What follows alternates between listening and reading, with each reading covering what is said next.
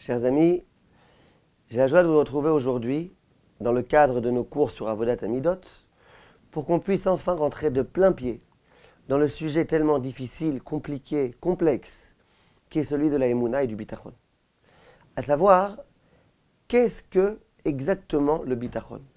Comment l'homme du Bitachon fonctionne-t-il? Un homme qui incarne cette dimension-là, comment il est censé aborder les problèmes de l'existence? Et vous allez voir qu'aujourd'hui, je vais vous poser sur la table une bombe atomique. La plupart d'entre vous, je suis sûr que vous allez être complètement abasourdis par ce que vous entendez maintenant. Vous allez vous dire, mais c'est un grand chidouche. Peut-être qu'il y en a qui diront, c'est évident, c'est normal, c'est pas étonnant. Mais vous allez voir que pour beaucoup d'entre vous, ce que je vais vous dire maintenant, ça va être un grand chidouche. Et il faut connaître ce chidouche. Sinon, on ne vit pas dans la Emouna, on vit dans le rêve. On vit dans le fantasme. De quoi s'agit-il? Le Chazon Ish, dans son livre, vous connaissez ce livre-là? Il a un livre, un tout petit livre comme ça, Emouna ou Bitachon, dans lequel il nous parle de la Emouna et du Bitachon. Et il nous dit au tout début du Perek Bet, il nous parle et il nous explique comment fonctionne l'homme qui a du Bitachon. Et il dit attention, je vous lis dans les mots, Ta'u noshenet nit azrecha belev rabim bemusag Bitachon. Il dit il y a une erreur qui a déjà fait depuis longtemps son chemin et qui a déjà pénétré le cœur de nombreux d'entre nous. Il y a beaucoup de gens qui commettent une erreur quant à la conception de ce que c'est que le bitachon. Quelle est cette erreur-là? Vous allez voir qu'il y a beaucoup de gens qui la commettent. Il dit Shem bitachon amshamesh lemida meulala veikarid befi chasidim. Il dit ce même bitachon-là, dont on dit que c'est vraiment une dimension extraordinaire. Nistoveva bemusag. Il y a des gens qui ont transformer ça, réduire ça à quelque chose de complètement ridicule. Que quoi? Choval et Amin. Il dit les gens ils pensent qu'on est obligé de croire. Bechol mikre shepogesh adam ve'amidato likratatil bilti muchra. Les gens comment ils croient en général? Et c'est ça l'erreur. Ils disent qu'est-ce qui se passe si jamais j'ai face à moi une situation dont le destin n'est pas évident. Ushne drachim ba'atid. Et face à moi deux possibilités. Achat tova velo shnia. Une qui est bonne, une qui est mauvaise. Prenons un cas, qu'à Dieu ne plaise. Quelqu'un a un proche parent qui est gravement malade. Donc, il y a ici une difficulté. Il y a maintenant face à moi deux possibilités. Soit Bezrat Hashem il va vivre, il va guérir. Soit Chas v'Shalom, qu'à Dieu ne plaise, il risque de mourir. Or les gens ils disent en général, qu'est-ce que le bitachon? Qui betach yihye atov. Les gens ils pensent que le bitachon, c'est être certain que la personne va guérir. Pourtant, ce destin n'est pas du tout clair. Je ne peux pas savoir. Les gens ils pensent que celui qui a du bitachon, c'est celui qui dit, moi j'ai aucun doute. Je suis sûr qu'il va guérir. Tous les médecins l'ont déjà désespéré. Tous les médecins lui ont dit qu'il allait mourir, ont déjà annoncé la nouvelle. Non mais moi je suis sûr qu'il va vivre. Les gens ils pensent en général que c'est ça, le bitachon. Ve'im istapek ve'choshesh alipuch hatov ou mechoussar bitachon. Et en général, nous on pense que quoi? Que si la personne a un petit doute, qu'elle se dit, qui dit qu'il va vraiment vivre? Peut-être que finalement il va mourir. Qui dit que ce n'est pas les médecins qui ont raison finalement? Eh bien on dit cet homme-là, il n'a pas de bitachon. Si tu avais du bitachon, tu n'aurais aucun doute. Tu serais certain qu'il allait vivre. Si jamais tu as un doute, tu émets une hypothèse contraire au fait qu'il va guérir. C'est déjà que tu manques de bitachon, tu ne crois pas en Dieu. Dit le Chazon Ish, Rav grand entre tous. Personne n'osera jamais contredire le Chazon Ish. Ve'en ora'a zu bebitachon nechona. Il dit c'est une erreur, comme il a dit au début, c'est une erreur, c'est faux de penser comme ça. Shekol shelo nidbarer binvua goral ha'atid en ha'atid mucha ki mi yodea mishpetei Hashem ugmulotav yitbarach. Il tant qu'il n'y a pas un prophète qui est venu me dire cette personne-là vivra, je ne peux pas être certain que la personne vivra. Puisque je ne peux pas connaître tous les calculs divins. Peut-être que cette personne maintenant, elle ne doit plus vivre, peut-être qu'elle doit mourir, peut-être que son moment est arrivé. Donc ça veut dire quoi? Que parce que j'ai du bitachon, elle vivra? Il faut que j'ai du bitachon qu'elle vive. Pourquoi? Quel rapport? Tant que Akadosh Baruch Hu ne m'a pas montré de façon explicite qu'il vivra, je ne peux pas savoir. Je peux espérer peut-être, mais savoir, être certain qu'il vivra, pourquoi? Moi je suis Dieu. Alors c'est quoi le bitachon? Alors c'est quoi? On dit qu'il faut être confiant. Il faut avoir la foi en Dieu. Alors, il faut être confiant que quoi? Dit le Rav, Aval inyan habitachon hu ha'imun she'en mikre ba'olam. Le bitachon, c'est être certain, c'est croire qu'il n'y a pas de mikré, que rien n'est aléatoire et arbitraire, que mon destin n'est pas du tout le fruit du hasard. Vechol anasa tachat hashemesh, akol be'achaza meito yitbarach.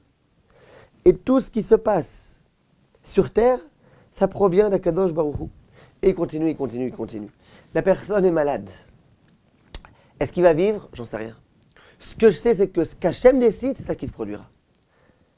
Ce n'est pas les médecins qui vont décider, ce n'est pas les difficultés, ce n'est pas les enchaînements de maladies, c'est rien. Si Hachem décide qu'il vivra, je peux être certain 100% qu'il vivra. Mais si jamais Hachem a décidé qu'il meurt, eh bien, il mourra. Et le fait que j'ai un doute, est-ce qu'il vivra ou est-ce qu'il mourra, ça n'enlève en rien mon bitachon. Si par contre je me dis peut-être qu'il est tombé malade parce que le médecin s'est mal occupé, blablabla, là ça peut être déjà un manque de bitachon. Ou si jamais il y a un prophète qui me dit, tu sais, il vivra, et que moi je dis, ah oui, mais qui a dit? Là c'est un problème de bitachon. C'est un point qui est extrêmement important. Parce que les gens ils pensent que le bitachon, c'est complètement rêvé et fantasmé. Comme ça les gens ils pensent. Les gens pensent bitachon, c'est voilà, moi j'ai du bitachon que je vais devenir milliardaire. Le bonhomme il dit, moi j'ai du bitachon que je vais gagner au loto. Mais qui te dit que tu vas gagner au loto? Qui te dit que c'est bien pour toi de gagner au loto? Qui te dit qu'Hachem va vouloir que tu gagnes au loto? Personne ne te dit quoi que ce soit. Tu as du bitachon. Mais c'est quoi tu as du bitachon? Tu as du bitachon que quoi? Que ce que toi tu penses être le bon, c'est ce que Hachem doit penser qui est le bon pour toi? T'es devenu fou ou quoi?